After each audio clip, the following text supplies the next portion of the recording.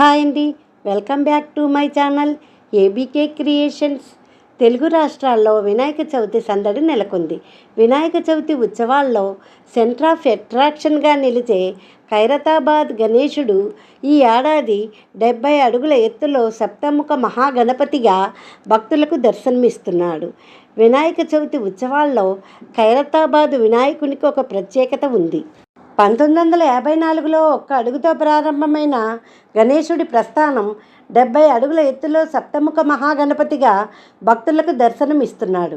7 దశాబ్దాల ఖైరతాబాద్ గణేష్ చరిత్రలో ఎన్నో రూపాలున్నాయి.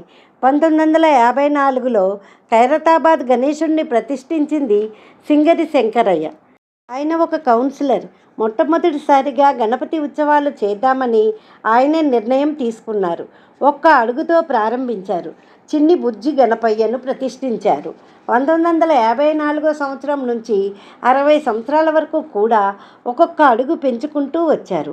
60 ఏళ్ల వరకు స్వామిని 60 అడుగుల వరకు తయారు చేశారు.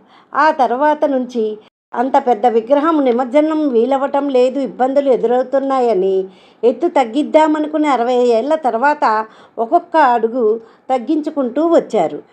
1954 నుండి 2024 వరకు 70 సంవత్సరాలు అవుతుంది.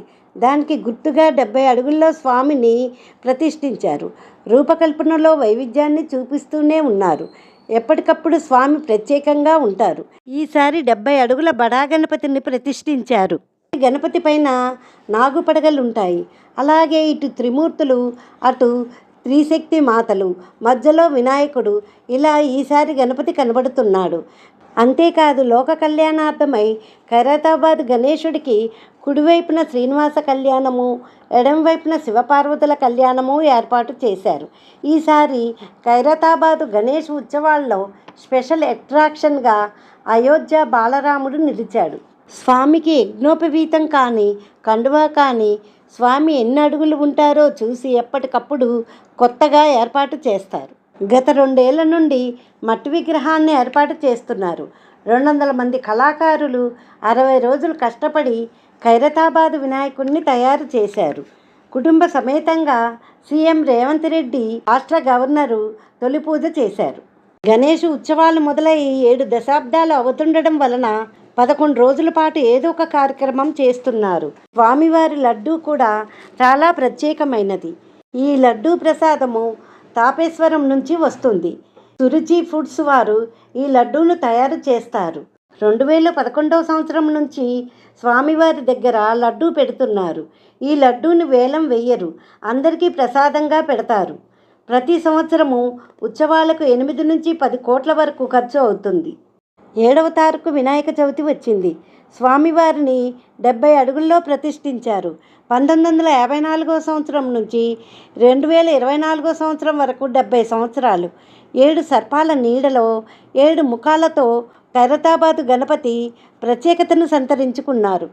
ఖైరతాబాద్ గణపతిని ప్రతిష్ఠించిన తొలి రోజుల్లో హైదరాబాద్లో గణపతి ఉత్సవాలు అయిపోయినప్పటికీ కూడా ఖైరతాబాద్ గణపతికి 20 రోజుల నుండి నెల రోజుల వరకు ఉత్సవాలు చాలా వైభవంగా జరిగేవి.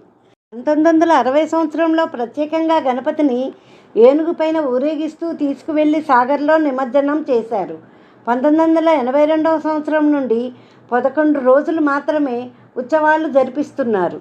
ఆ ఖైరతాబాద్ గణపతిని దేశ విదేశాల నుంచి వచ్చి చాలామంది భక్తులు దర్శనం చేసుకుంటారు.